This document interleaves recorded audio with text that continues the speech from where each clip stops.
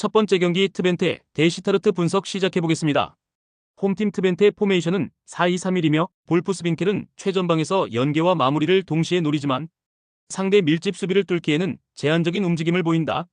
로츠는 2선에서 넓은 활동량을 바탕으로 압박과 전개를 지원하지만 공간을 벌려내는 과정에서 패스 속도와 정확성이 떨어질 때가 많다. 제루키는 중원에서 수비적 밸런스를 잡아주지만 공격 전환 시 과감성이 부족해 템포가 늦어지는 장면이 잦다. 그래서 트벤테는 점유율을 바탕으로 경기를 풀어가더라도 뒷공간 공략과 전방 압박 돌파에서 뚜렷한 변화를 만들기가 쉽지 않다. 결국 안정적인 수비 블록을 유지하는 데는 능하지만 주도권을 잡고 상대를 무너뜨리기에는 한계가 명확하다. 원정팀 시타르트 포메이션은 5-4-1이며 론 베이크는 후방에서 빌드업을 전개하지만 높은 위치에서의 압박을 받으면 곧바로 롱볼로 전환하는 단순 패턴을 보인다. 피터슨은 좌측에서 돌파와 크로스를 시도하지만 전술적 제약 속에서 위협적인 장면을 꾸준히 만들어내기는 어렵다. 브리타이는 최전방 원톱으로 버티는 역할에 집중하지만 고립되는 시간이 길어지고 지원이 늦어 공격 전개가 자주 끊긴다. 결국 시타르트는 수비 라인을 낮추고 밀집 블록을 유지하면서 실점을 막는 데 집중하는 전형적인 운영을 반복한다. 그래서 경기 초반부터 후반까지 흐름 자체는 안정적으로 가져가지만 역습 전개나 공격 루트에서 단조로움이 두드러진다. 트벤테는 점유율에서 우위를 보일 수 있으나 전방 침투와 득점 전환 능력에서 한계를 드러낼 수 있다.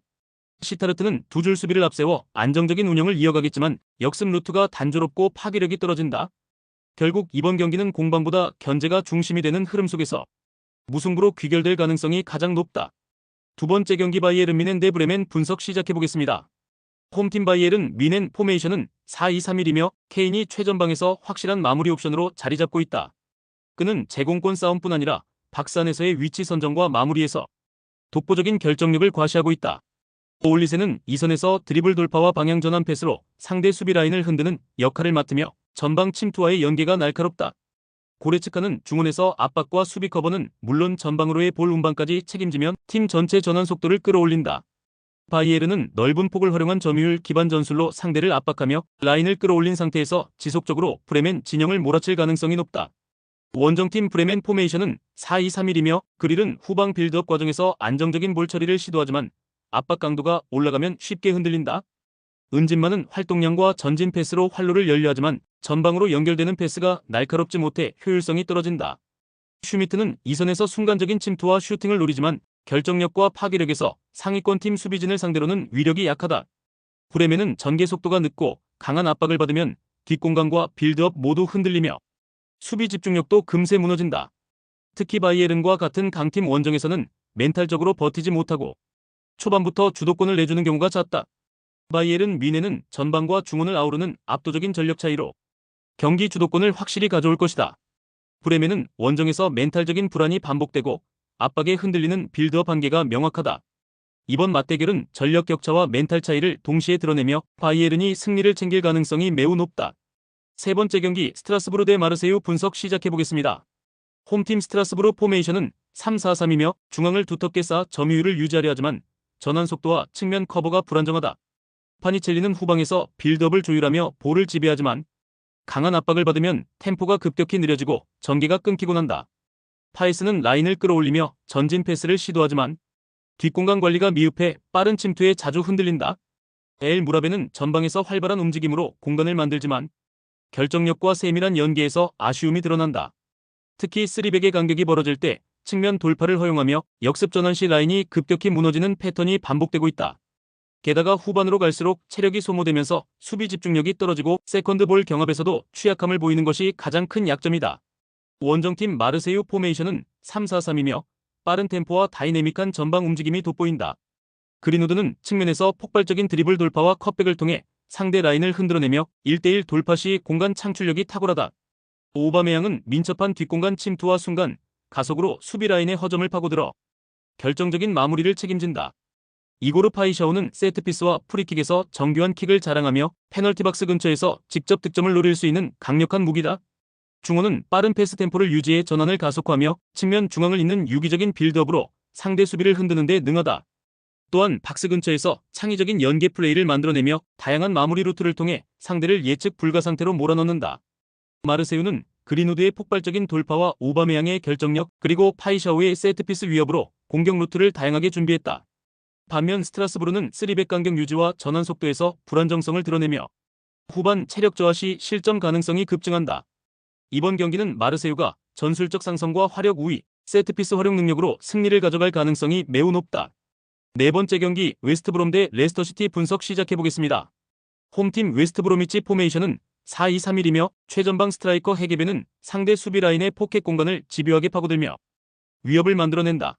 월레스는 측면에서 폭넓은 움직임과 크로스 공급을 통해 공격에 변화를 주고 몰럼비는 중원에서 왕성한 활동량으로 압박과 전개를 동시에 수행한다.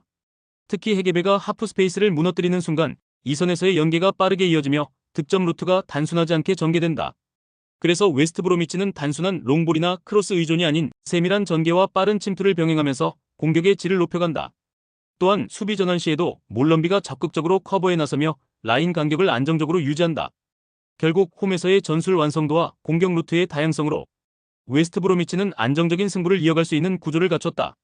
원정팀 레스터시티 포메이션은 4-2-3-1이며 조던 아이오는 순간적인 돌파와 슈팅 전환 속도가 위협적이지만 경기 내내 동일한 임팩트를 유지하기엔 체력 기복이 크다. 마비디디는 측면 돌파와 컷백 연계를 통해 공격을 주도하지만 중앙과의 연계가 단절될 경우 위력이 절반 이하로 떨어진다. 페이지는 이선에서의 전개를 조율하는 역할을 맡지만 압박 강도가 높은 상황에서는 볼 소유권을 잃는 장면이 잦다. 레스터시티는 빠른 전환 상황에서는 강점을 보이지만 점유율을 유지하는 과정에서 수비와 중원의 연결이 자주 끊기며 조직력이 흔들린다. 그리고 상대의 중원 압박에 직면하면 후방에서부터 볼 전개가 매끄럽게 이어지지 못하고 단조로운 전술에 머무르는 약점이 반복된다. 결국 후반으로 갈수록 체력 저하와 수비 집중력 저하가 겹쳐 실점 가능성이 높아지는 패턴이 드러난다.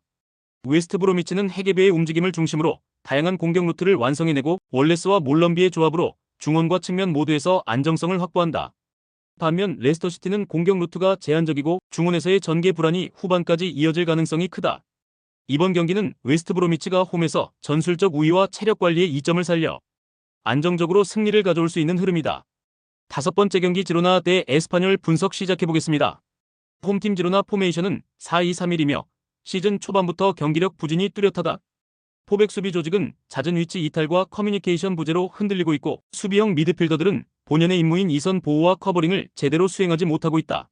상대가 약속된 패턴 플레이로 침투해 들어올 때 속수무책으로 당하며 뒷공간과 하프 스페이스를 내주는 장면이 반복된다.